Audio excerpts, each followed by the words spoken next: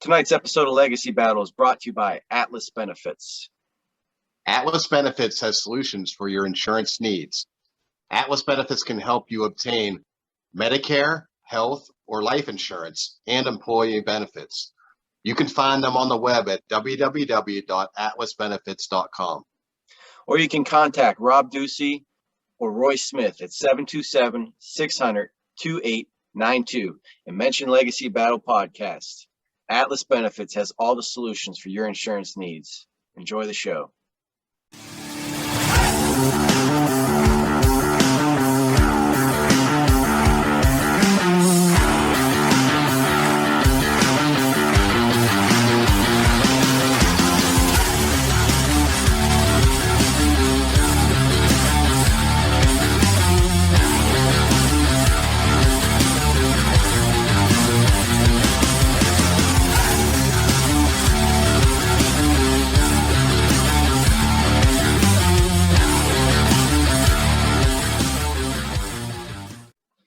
This is Legacy Battle coming at you on Facebook, YouTube, Spotify, Google Podcasts.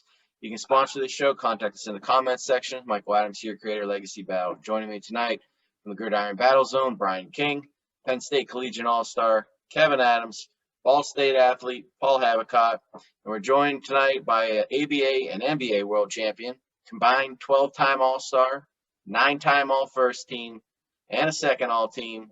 He's an NBA scoring champion, steals leader, rookie of the year, finals MVP, and he's a member of the NBA's 50th anniversary team, naming the 50 greatest players of all time. NBA Hall of Famer Rick Barry. Rick, thank you for joining us tonight. My pleasure. Damn, those last 2 years in Houston when I was willing to take a subservient role kind of screws up that introduction, doesn't it, you know? Otherwise, 11 time. What the hell is that? Anyway, it is what it is. And tonight we're gonna talk to Rick after the debate about his career, but we're gonna be debating the greatest NBA dynasty after the '60 Celtics, because there's no point in debating the '60 Celtics. We all know 11 titles, probably the greatest ever. But we're gonna start tonight with the '90s Bulls.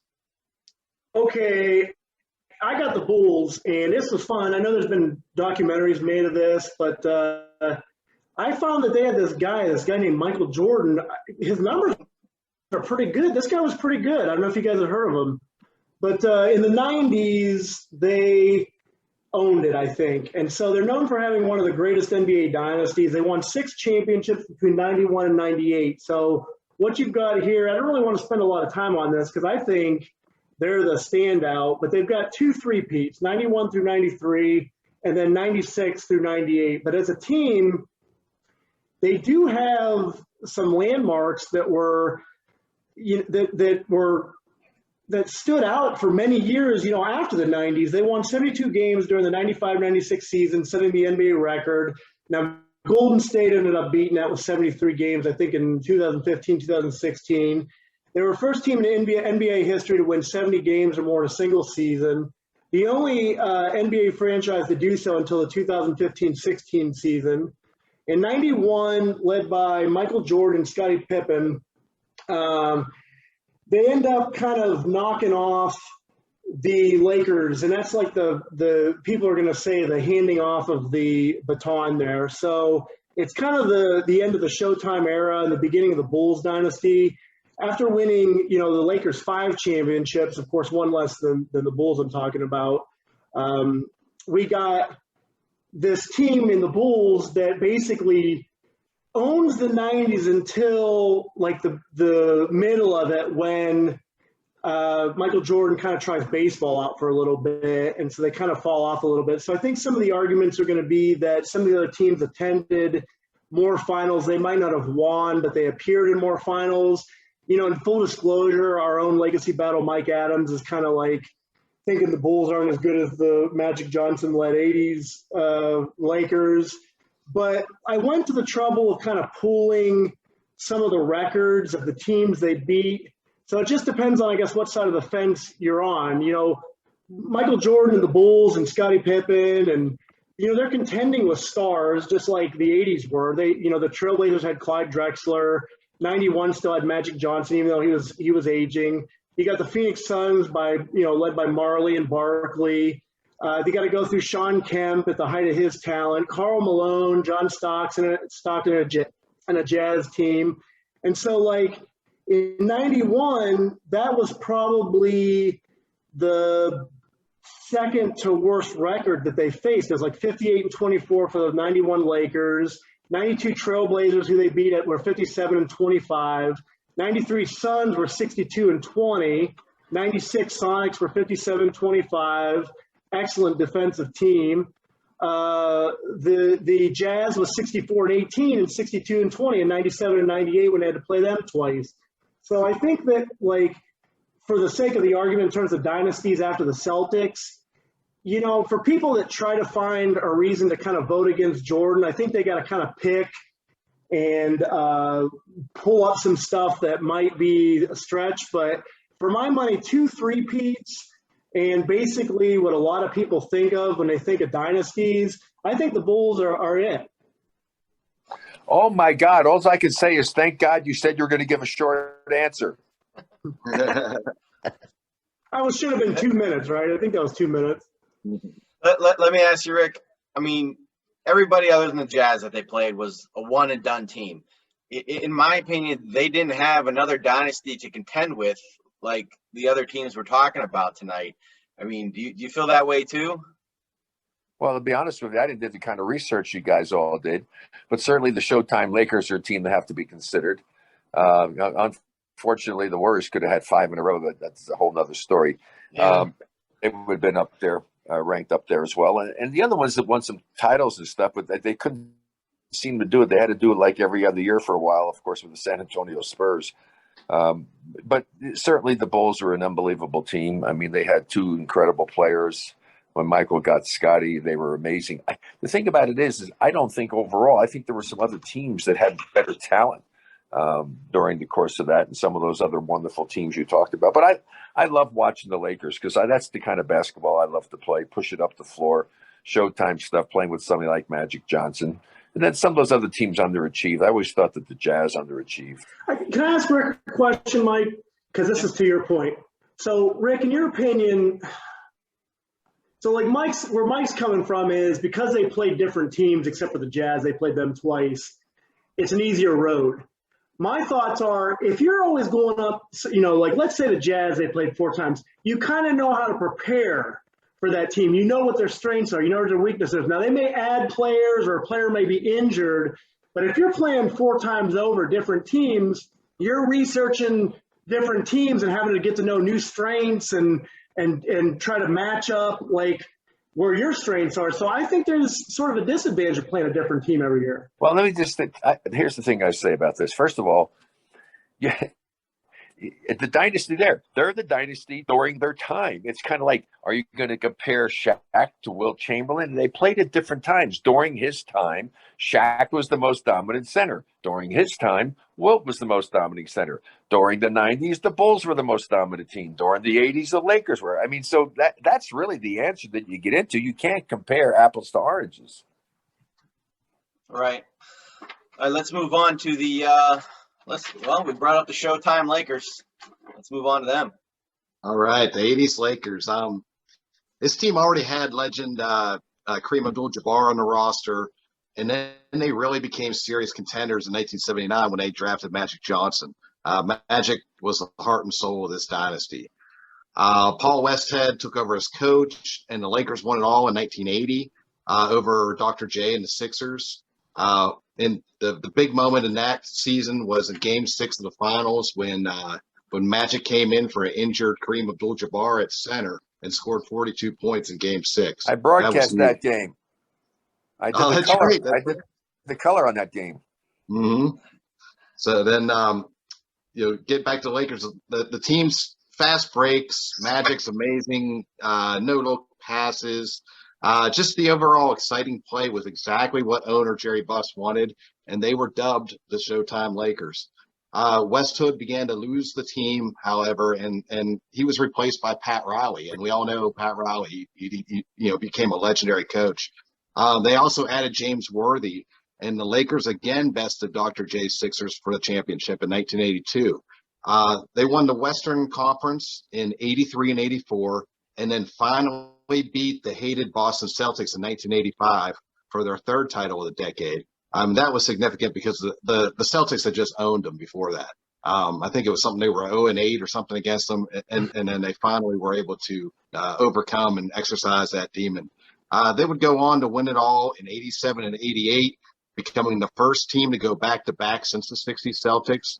They also got to the finals in 1989, but unfortunately both Byron Scott and Magic Johnson were injured, so they fell to Detroit's Bad Boys. Also in 1987, something that was just amazing was they set the NBA record for allowing the fewest points in the first quarter of a game. At the end of the first quarter, it was Lakers 40, Kings 4. If you get a chance to check it out on YouTube, it's just an amazing quarter of just the vintage Showtime Lakers with all the fast breaks and all the big plays. It's amazing. So in the decade of the 80s, half of the seasons they won the title. And then they were in the finals 8 out of 10 during that decade. So completely dominated it. And then the Magic Bird, Celtics, Lakers rivalry, it really drove up the ratings for the NBA and really got a lot more fans to put closer attention onto basketball. So it not only was it a great dynasty, it just did so much for the sport in general. So, Rick, we got Magic, Kareem, Worthy, Byron Scott. Is there a weakness anywhere on that team? No, that's why I was saying earlier that there were teams that had better teams. I mean, this is a team with more talent, way more talent than Chicago Bulls. Just an amazing group of individuals that collectively were one of the best teams in the history of the NBA, and obviously dominated the '80s. They were really something special. What were your thoughts when they made the coaching change to go with Pat Riley? Were you expecting them to be successful at that point? I really didn't know. I mean, it was an unknown. I mean, he went from the broadcast booth to being the coach, and it worked out pretty well for him. Eric Spoelstra's another guy, went from being a video recorder guy for the team and wound up being a really good coach for the Miami Heat. Just don't know. That's the beauty of sports, that things are unknown. And certainly in basketball, I tell people I wouldn't bet a nickel on a basketball game. Hell, I've been there. I know what can happen. I mean, just our championship in '75 is a perfect example of that. Paul, it was your Bulls that ended the Lakers streak, let's say, their dynasty. Also had partially to do with Magic having to retire due to his HIV. Do you think maybe that we would have had a rematch if Magic was there that next year? Because that was at Portland, right? The first year was the Lakers, and then the second year was the Lakers. The second year was Portland with Clyde Drexler. Right. So I guess to your question would be, would the Lakers have been able to knock off Portland that second year? So there's a lot of stuff there, Okay, so youth over age, would Magic have been? What are you asking? Or like, are you asking if Magic didn't have to retire because of the reason he had to retire? Or like if he was just healthy or, aging? If he's just aging, I think they would have knocked off the Trailblazers. But I think if it would have been like it was in real life, there would have just been too much surrounding that to ever let them be a contender again. That's my opinion on it. Right. Well, let's move on to the other Lakers team that's on here tonight for the dynasties. Yeah, 2000s, we took the reins from the Bulls team. So from 2000 2010, no other NBA team experienced more success than this team at that time. They won 5 championships, appeared in another 2, so they're in a total of 7. They dominated the first decade of the 2000s, had one of, if not the best coach in Phil Jackson, who was very successful with Paul's Chicago team, comes over to the Lakers, continues that success. They had, I feel, a harder road than these other teams that we're talking about tonight, with exception of possibly the Spurs, because the Spurs and the Lakers, this Lakers team, they had to compete against each other. So we have 2 dynasties in the same time era, as opposed to the other Lakers and the Bulls. They really didn't have any other dynasty or top-notch teams that competed. Celtics. Oh, that's true. That's true. I forgot about the Celtics. You're right. You're right. I did forget about the Celtics. All right, so you got me on that one. But anyways, so this Lakers team, they won about 590 games in the regular season in this time span. Leading in those years, you had Kobe Bryant, You know, he was named NBA Player of the Decade by TNT and ESPN. One of the greatest players of all time, top 5 easily. MVP in 2008, Finals MVP in 2009. In some of those years, the early 2000s, you had Shaq leading the team at center. He won MVP for those 3 finals from 2000 to 2002. So there's a three-peat there. They also had a repeat later on in the decade. Shaquille O'Neal was one of the most dominant players of all time at that time. 2000 NBA Finals, he averaged 38 points, 16.7 rebounds, 2.7 blocks per game while shooting 61% in those finals. He was also the scoring champion in 2000. Paul Gasol got traded over to the Lakers in 2008. He became a tougher player. He became better defensively, rebounding the ball better. He helped them win that 2009 title against Orlando and another title in 2010. You had some good support players in this decade: Horace Grant, Lamar Odom, Rick Fox, Derek Fisher. You know, these players, they weren't maybe the best statistical players, but they were clutch when they needed to be. They had clutch defense. They hit big shots. Fisher actually holds an NBA record for 3-point percentage in the NBA Finals, which not many people know. So they finished first in 6 of these seasons. Never finished lower than 4th in that time span and only missed the playoffs once. They won about a third of the Lakers championships in that time span. FueledBySports.com listed this team, or this decade, 4 of their teams in the top 10 best Lakers of all time. And then CBSSports.com did a top 12 Lakers championship team list, and they listed the 2000-2001 team the best out of the top 12 championship teams, and they had 5 total from this decade on that list. So I feel like the 2000-2010 Lakers definitely have a strong argument to be number 1 on this. Rick, does Phil Jackson have the best players, or is the triangle offense just that great of a scheme, in your opinion? No coach ever wins a title without great players. Absolutely. Never. Listen, I mean, he's got to have some great players. I mean, and Phil's fortunate enough to have them. But the thing is, other coaches had some of those great players and didn't get it done, like even with the Lakers. And it's just the way that he dealt with them. And it's earning the respect of your players and getting them to buy into what it is you want them to do. However, when I say that, a critical element of it is I don't like system coaches. It's great if you can draft for your system, but you need to put in especially offensively, you got to put in an offense that utilizes the talent and skills of your players to their fullest. And I've seen so many times, the greatest example I remember from back in my day was, and he was a hell of a shooter, it was Dale Ellis. Dale Ellis had to play in freaking Mata's system, which sucked for him. And he gets traded, and all of a sudden he leads the league in 3-point shooting. He becomes an all-star. I mean, it's just amazing how coaches sometimes destroy talent and don't allow them to really blossom into what their capabilities are. I mean, I've seen it. I had to watch it with some of my sons that had chances to do things. And I wish I was. I should have been more like Mr. Ball, with some of my younger boys. The guy did a hell of a job marketing his kids, man. So hats off to him. But, so coaches need to do that. And then defensively, it's the same situation. Rick Pitino learned that you can't try to make people play a defense that doesn't work for the talent that you have. And so that's the critical thing for a coach. I think earn the respect of your players and then put in systems that are going to take advantage of the skills and talents that they have, and then have good assistant coaches to help you in that chore. I would purchase a pair of Rick Barry shoes. Hey, let me tell you something. It's amazing to me how many teams don't have assistant coaches who were former players who really knew how to play the game the right way. I would never, if I was coaching in the NBA, ever have an assistant coach to work with the players that wasn't someone I had incredible respect for, their knowledge of the game, who could teach them some of the finer points of the game to take them to new levels. It's just mind-numbing to me, because I don't care how much these coaches study, have been around the game. If you haven't played it at this level, there are things about the game that you do not know. I mean, I was this flabbergasted one time with one of the coaches, my dear friend Clifford Ray, probably the best big man's coach that the NBA's ever had. Just amazing what he's did. This litany of players. I mean, I rest my case all the time on. He had Sean Bradley getting triple doubles in New Jersey, so I rest my case on that.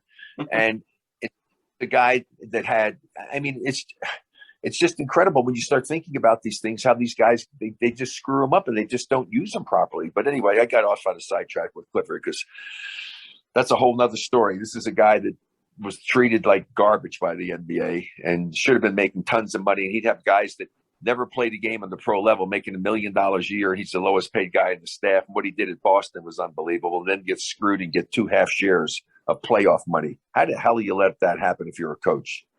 That's pathetic. So anyway, coaches only win when they have great players. He may be able to get a team to get some more victories than they might have had, with his ability to coach them and get them to do certain things. But he's never going to win it. He's not going to win a championship if miraculously it can happen at times. But you got to have great players. Brian, let me ask you: the Shaq-Kobe rivalry is legendary. If these two were able to coexist, I mean, are we talking more titles? That's really tough to say because in some cases, I think that the friction actually motivated them to do better. And in some cases, maybe it might have been detrimental too. So it's really, really difficult to say. I think really the only 2 guys that could answer that question, truthfully would be either Kobe or Shaq. No, I'll answer it for you. Hell yes, they would have won more titles. Those 2 guys sitting in a rocking chair later in life thinking back, what the hell were we thinking about? They had a chance to be one of the most, like this discussion you're having here, one of the most dominant teams in the history of the league. Why would you give that up? Just like if I'm Kevin Durant, why would I leave the Golden State Warriors to be on a team that could be one of the great teams of all time? Yeah, I just don't understand. I don't understand what goes on in some of these guys' heads. I mean, hell, I'd give up, certain parts of my body to be able to be on some of those teams. I tried it in Houston, but it didn't work. All right, let's move on to our final team tonight. That is the San Antonio Spurs. This dynasty went from 99 all the way to 2014. I kind of look at it in 2 different sections. The early years, the Spurs had never won a title. And then in 99, they bring in Daniels, Mario Ellis, and from the Bulls, Steve Kerr, Mr. 3-point, coach of the Warriors now, of course. And they're led, of course, by the Twin Towers, Tim Duncan, and the Admiral David Robinson, and sprinkle in a little Sean Elliott there too. He was good for the early years. So, like I said, they take San Antonio to its first NBA title, beating New York Knicks. Anytime you beat a New York team, you're going to be remembered. Beat them 4-1. And Not this was anymore. yeah, true. This was Coach Popovich's first NBA title. Of course, he's one of the greatest coaches of all time in basketball history. So over the next few years, Robinson retires, and that's when they start changing up the team a little bit. They bring in Tony Parker, they bring in Manu Ginobili, and they win in 2003, 2005. They beat the defending champs, the Pistons, in 2005, and then they beat Kevin's Lakers. The Pistons beat Kevin's Lakers the year prior, so they beat a team that the Lakers basically couldn't beat. And then 2007, they win again, sweeping LeBron James and the Cavaliers. And this is when people, right after that, kind of thought maybe that their championship window was closing. They weren't making it to the finals. They had to contend with Dallas a little bit. Dallas had gotten pretty good there for a while. But then 2013, 6 years later after their last title, they make the finals again. Now, they played Miami Heat in the Big Three. Now, they lose that 4-3 in the finals, but they made it. And then they go back the next year, play Miami again, and they beat them that time in 2014, and they crush them 4-1. So that's 5 championships and another appearance. So that's 6 NBA finals, which matches, the amount that the Bulls made as well. Bulls had one more win. I'll give them that. But, they always had to compete against Kevin's Lakers, which was always a tough team. And Dallas, I said, they were pretty good too. But you look at the players, Robinson's Hall of Fame, Duncan's Hall of Fame. Kerr and Robert Horry were like some of the most clutch shooters of all time. Tony Parker, he has 93.8% probability of going to the Hall of Fame, so he's going to the Hall of Fame. Ginobili, in my opinion, should be in the Hall of Fame if we're taking his entire career, but he spent so much time overseas, he's probably not going to get in the NBA Hall of Fame, but he's a Hall of Famer in my opinion. And then just in the earlier years, you got Bruce Bowen, greatest defender one of the greatest defenders in NBA history, in my opinion. He's 5-time All-Defensive Team, 3-time All-Second Team, and they also in the later years they had soon to be one day Hall of Famer Kawhi Leonard. So just a great dynasty that circled a long time period, but it was always centered around Tim Duncan, who was just I put him in the top 50 players of all time for sure. I love the Spurs. They were the little town. They weren't the big city, and they gave hope to a lot of other teams out there that had never won before and weren't the big time LA, New York, Boston, Chicago. So, Rick, what's your thoughts on the Twin Towers there with Robinson and Duncan and just that Spurs dynasty? Yeah, well, they that's what I said. I mentioned it earlier that they're the team for their time. They were the team. I mean, I love that team, the way that they played the game. And speaking of coaches, real quickly, I give so much credit to Coach Popovich because Pop changed his style of play. My son Brent even said, he says, God, he said, Dad, he said, man, would I love to be playing the way they're playing now, getting up and down the floor. But they didn't do that much back in those days. They were a little more controlled. They did break and all, but they changed the strategy, which shows you that he was willing to adapt to his players. So that's a good thing. But yeah, that's a heck of a team. But I will also tell you that Manu Ginobili will get into the Hall of Fame. Okay, it's not the NBA Hall of Fame, and it's not based on your NBA career. It's based on your overall career, and they have players from overseas who have gone in and doing stuff, and Manu is a better player than them. Manu will get into the Hall of Fame, and deservedly so. Well, the probability calculator only had him at 23.8%. So well, that's who why cares I'm a what little the hell worried. the calculator has? What the hell is it? What games did the calculator play? Did they ever play the game of basketball? Here's the thing. Statistically, hey guys, let me just tell you something. Statistically, it's I have found out especially in the last 3, 4, 5 years, things that I accomplished that I never knew about because we never paid any attention to this stuff. The records, the analytics, the statistics. All of a sudden, I see my name pop up and say, joins the company there. There's my name. I said, oh, really? I did that? I had no idea because nobody paid attention to that. We're so wrapped up in all of that. Listen, the whole thing, you play for one reason and one reason only, winning. Try to win championships. But it also drives me nuts when I see people rating players as to how good a player they were because they were on multiple championships. What the hell does that have to do with your talent? If you're not lucky enough to be on a team that has players good enough to win a championship, that makes you less of a player?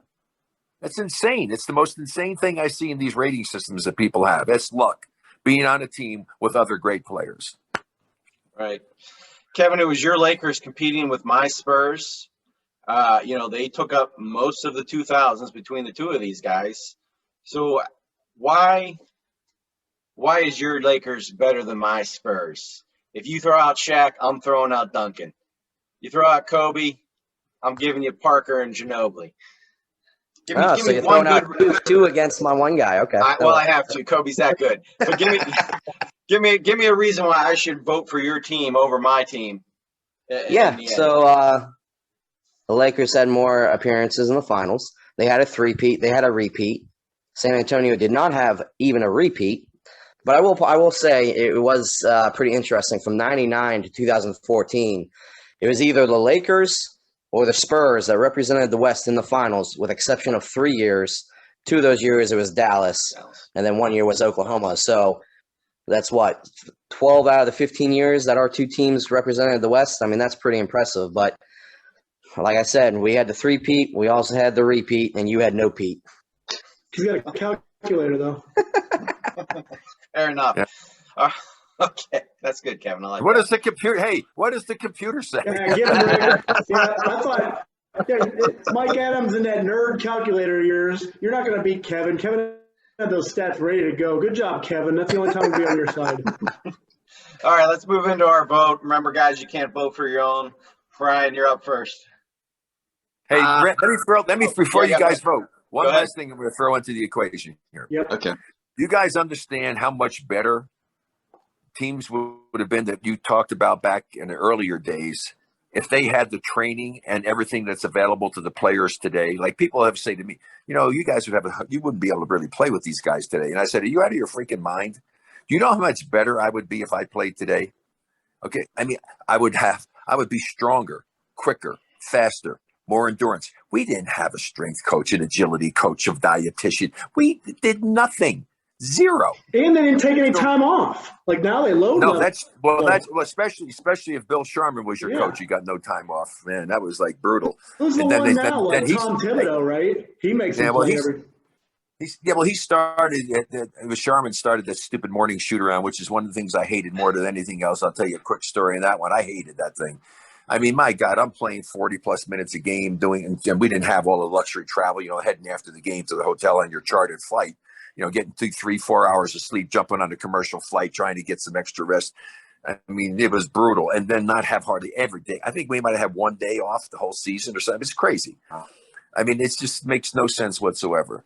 So anyway, I'm just telling you that, teams back in those things, everybody back there would have been so much better a basketball player I agree. as far as the physical parts of things to do. And people don't really take that into consideration. I remember I visited Brent when he was at the Spurs. You go in, you get your fingerprint to get into this closed compound.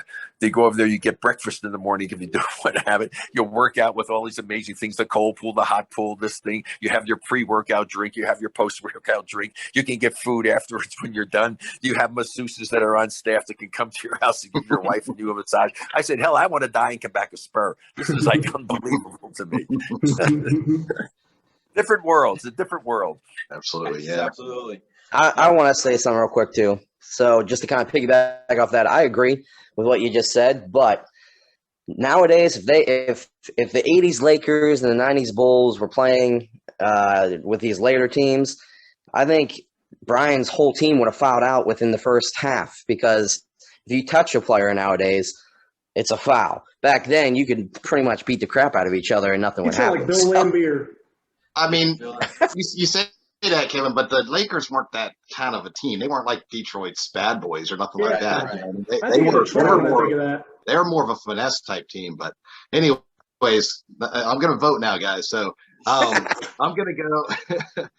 I can't pick the Lakers. I can't pick the Showtime Lakers. I wish I could, but I can't pick them. So I'm going to go with the Spurs because I really like how disciplined that team was under Popovich. I think that's why they stayed, so good for so long. Was just a disciplined, very workmanlike team. So, and they were great players too, but just having that whole, that marriage between the talent and the great system and everything that Popovich had going on there, I think they're the best. Kevin? Come to I me, always- Kevin. I always Come to me. like the championships, and the Bulls have the most. Thank you. I'm going to repay the favor. And they had the coach Phil Jackson that my Keep Lakers talking, had. baby. So I'm going to go with the Bulls. Repeats, 2 3-peats. All right, Paul. So not just because I love Kevin, maybe a little bit too unhealthy, but I'm going with Kevin's version of the Lakers because the first time I saw Shaquille O'Neal on the movie Blue Chips, I was concerned. I was like, oh my God, this is going to be insane to guard. And I think Rick's got a good point, a great point, an obvious point when he says if they would have stuck together, who knows how many more they would have won, because Shaq in his prime and Kobe with the way he could shoot, drive, he was like right out of the page of Michael Jordan. Anybody that said something negative about him, he used it as motivation. If those two could have worked it out, they could have won 8 or 9 championships. Who knows?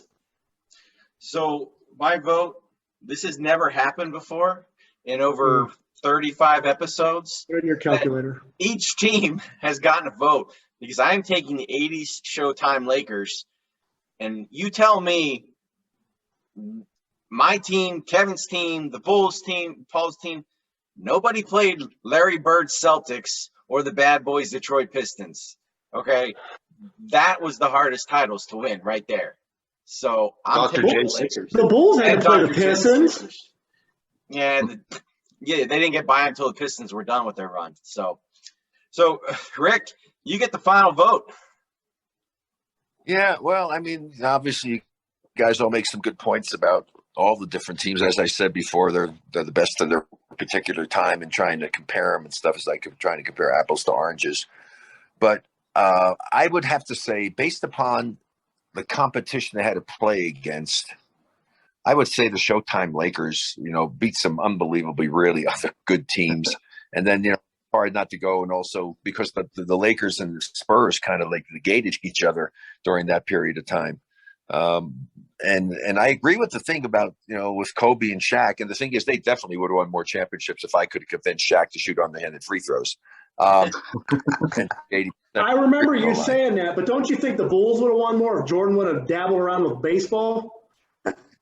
Oh yeah, no, it's not. No, I'm telling you, I like your Bulls too. Here's the thing.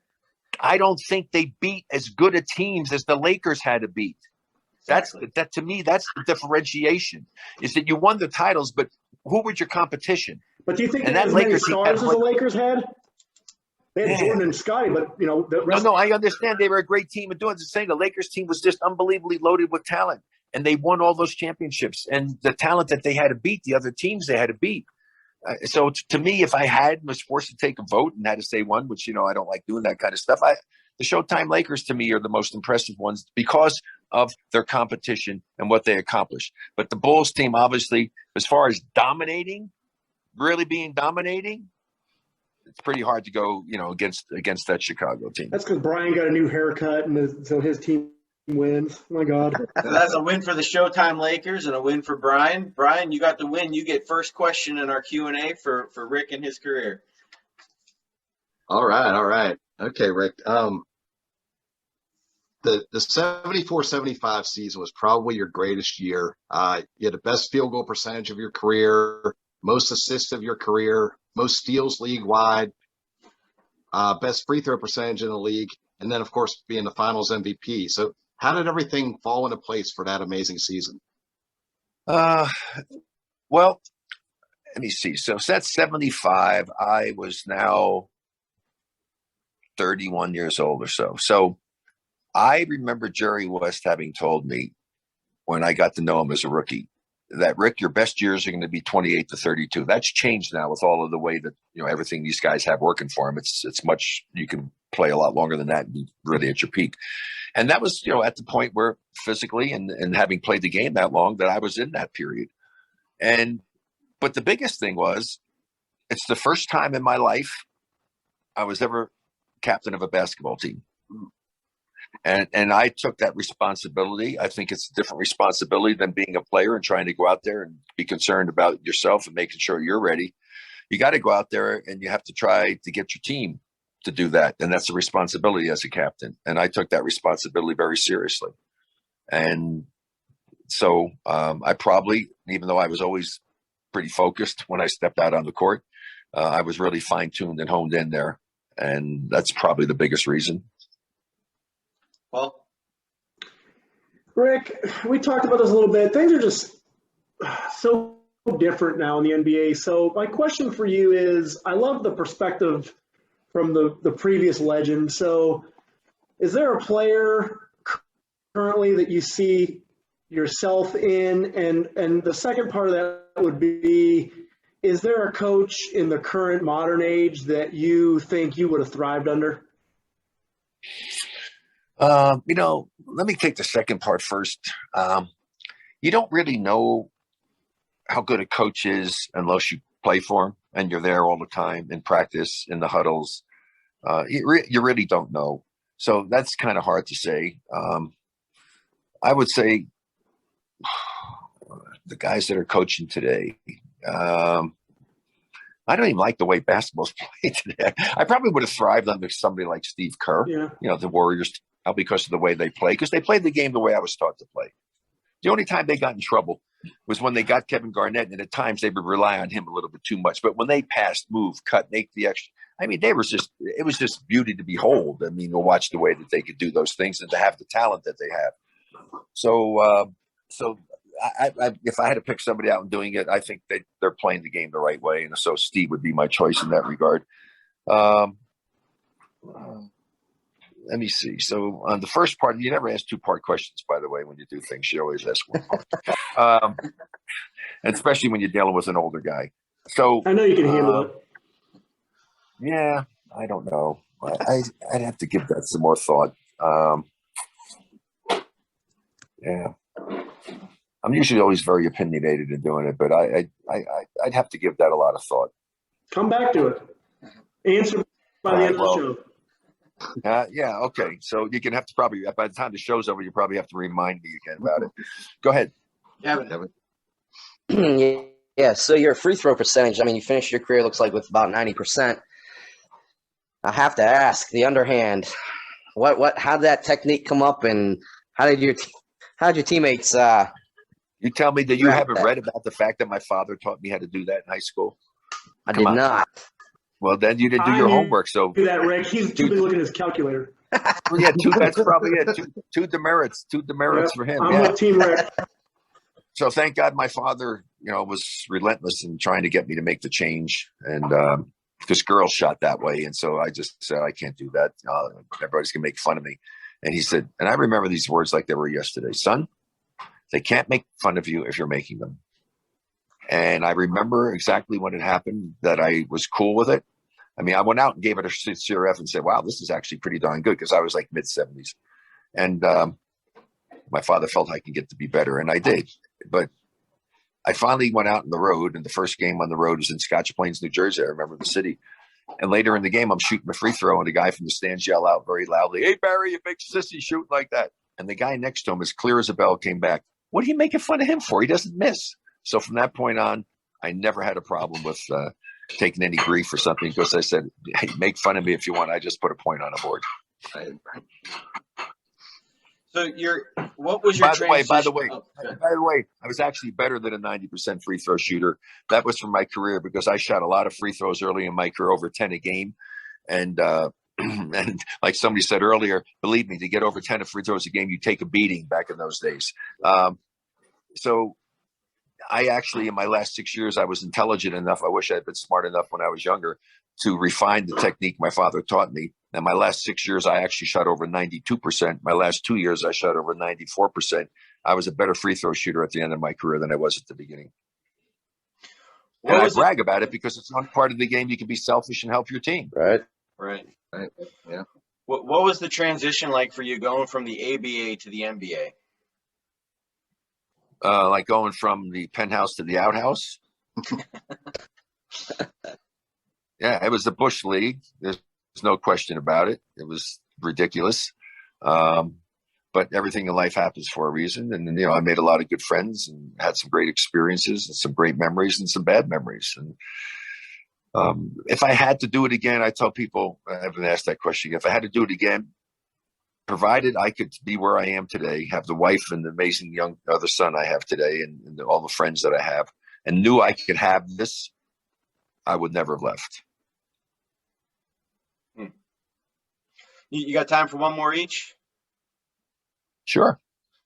Brian. No two-parters, though. No two-parters. No two-parter. Yeah. Okay, so give me the first part, but let wait a second. Okay, so you had an amazing rookie season, 25.7 points per game, rookie of the year, made it to the All-Star team. How were you able to get off to such a great start for your pro career? Phone's muted. Do you hear me now? Yeah. Yeah. Okay, Yeah. great. Because I touched the button and muted it. Well, here's the reason. Here's the reason why I was able to commit, because I haven't looked it up, but somebody could probably give you the answer. Very few rookies come into the league and make first team all pro. Everybody say, "Oh, rookie of the year." I said, "Screw rookie of the year. Shit, I was first team all pro." I got a picture that I look at sometimes. I go down there with guys that were my idols. Elgin Baylor was my basketball hero, and I got to guard and play against him. I'm on there with Jerry West and Oscar Robertson and Wilt Chamberlain. I'm going, oh my God. But the only reason it happened is because back then you stayed in school 4 years, and I had a former pro coach, Bruce Hale, who was my coach in college, who was one of the top pro players, who played an up-tempo style. We played man-to-man defense. And it was like being in the minors for 4 years to come up and play. To be honest with you, it was easier for me to play in the NBA than it was in the NCAA. Wow. In the NCAA, I'm playing against box and 1, diamond and 2, crazy. Triangle and 2. It just was crazy. And I'm going up there, oh my God, I only have one guy guarding me. This is amazing. I love this. And so in college, hell, in my senior year in college, we averaged no 3-point shot, 99 points a game. Wow. So it was great. And then I could run like crazy.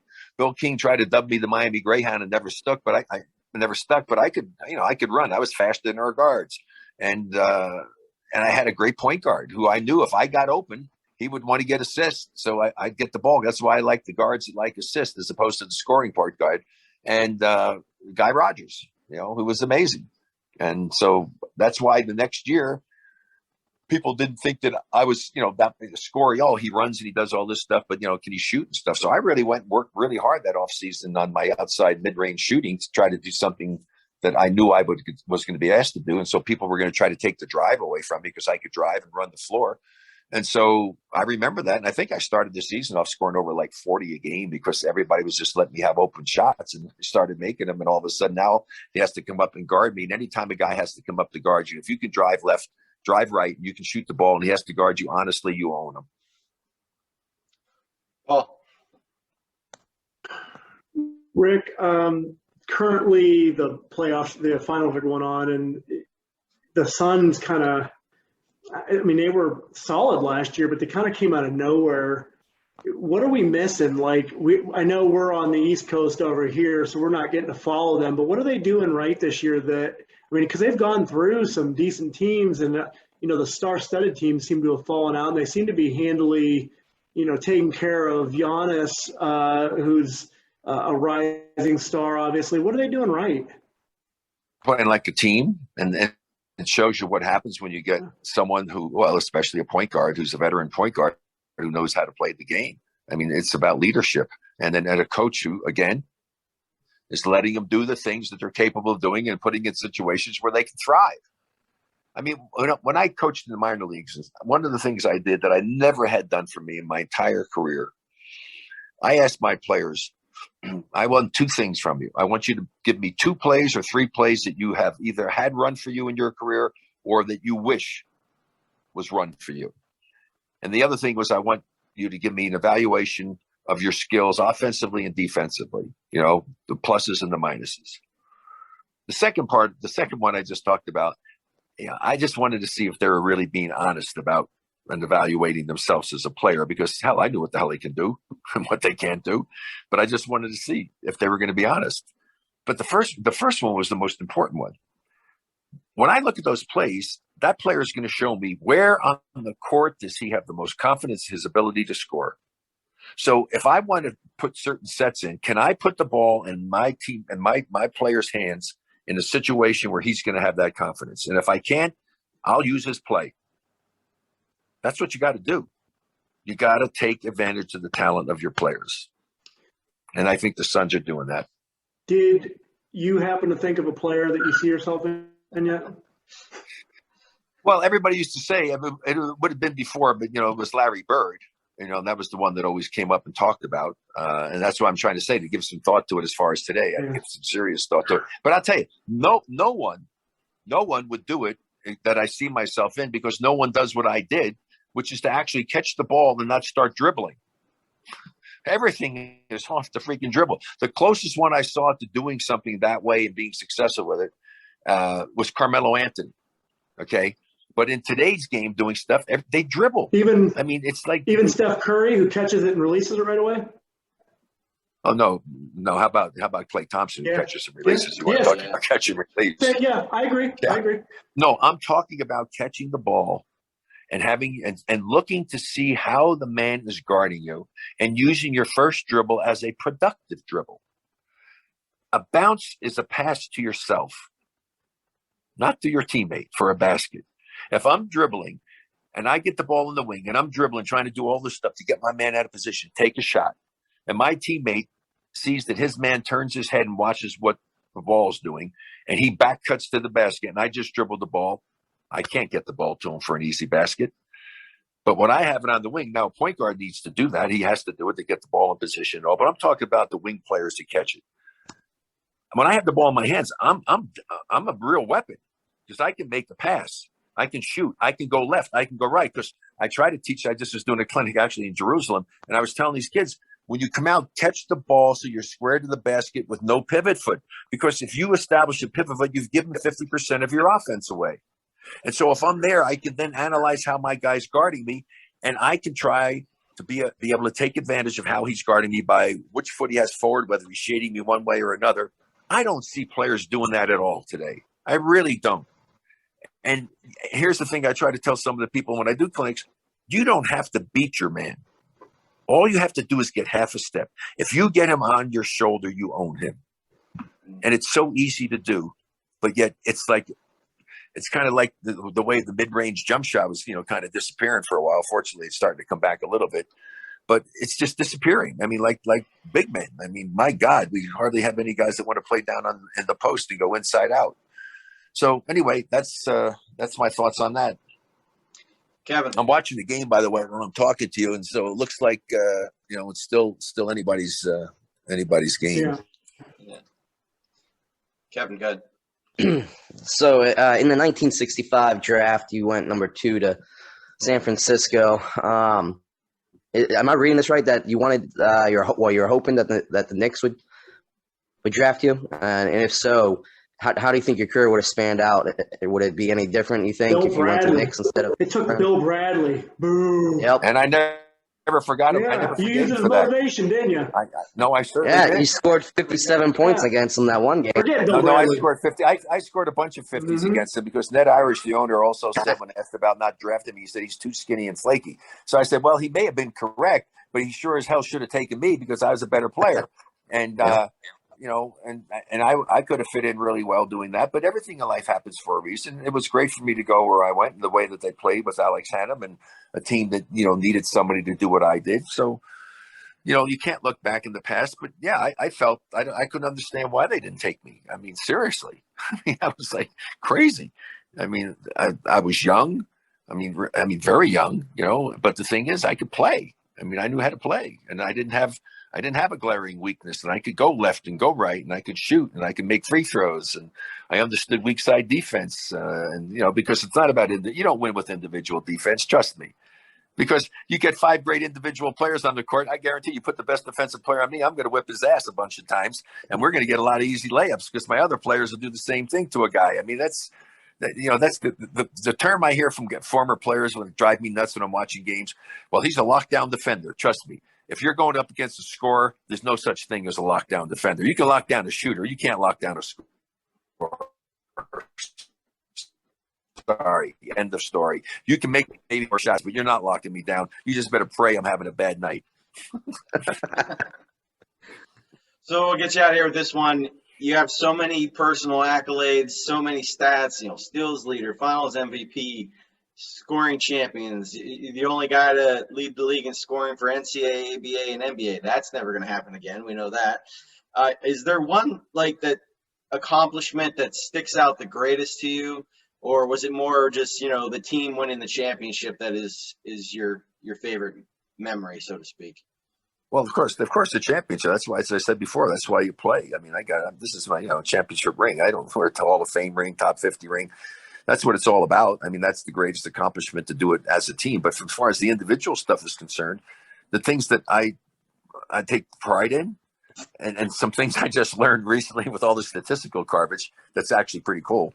But the number one thing is that at one time I had 25 rebounds in a game against that great 76er team with Luke Jackson and Wilt Chamberlain and all. I had 25 rebounds, my career high. So that was kind of cool.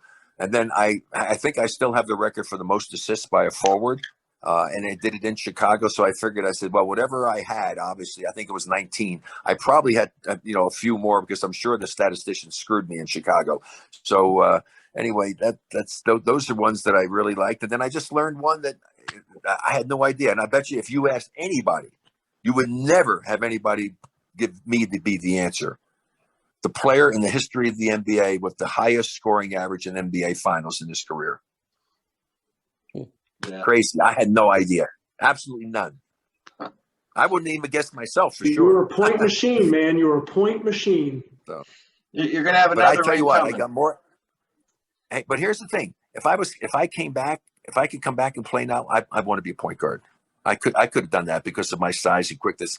And they said, oh, point forward. Hey, I could dribble righty, lefty, and crossover. But you can learn how to do all these other things. You just get in the gym and you do drills, 2-ball drills, whatever. And you can turn yourself into a hell of a ball handler. But what I had is what I tell people you can't teach. I can teach you how to pass. Can't teach you how to see. Right. That's the one quality that I think you have to look for when you're a scout. And I think a lot of scouts have no clue, because some of the people these guys draft are beyond my comprehension. You got to have that natural feel for the game. That's the players who really become super great players. Well, you should have another ring on the way. The 75th anniversary team probably be coming out pretty soon. So we're looking forward to seeing you on that list. Well, guys, take care. Enjoy. I always like talking the game that's been so good to my family and to me, and hopefully it'll get better and stop doing all this one-on-one crap and shoot nothing but 3-point shots. I kind of hate watching some of the basketball I watch right now. Well, thank you for joining us tonight. Thank you for watching, everybody. All right. God bless everybody. Let me get a plug in. Yeah, go ahead. Yeah, One last plug. And it's going to be up and operating, but please check out rickbarry24.com. I'm redoing the whole website. There's going to be a lot of amazing, cool things on there that I'm involved with that I think would be some benefits to other people. So check out rickbarry24.com. It will eventually be up and operating. I don't know exactly when, but hopefully very soon. And we'll post that information as well in the group page. Okay. Thanks a lot. Appreciate it, guys. Take care. Night. Bye-bye.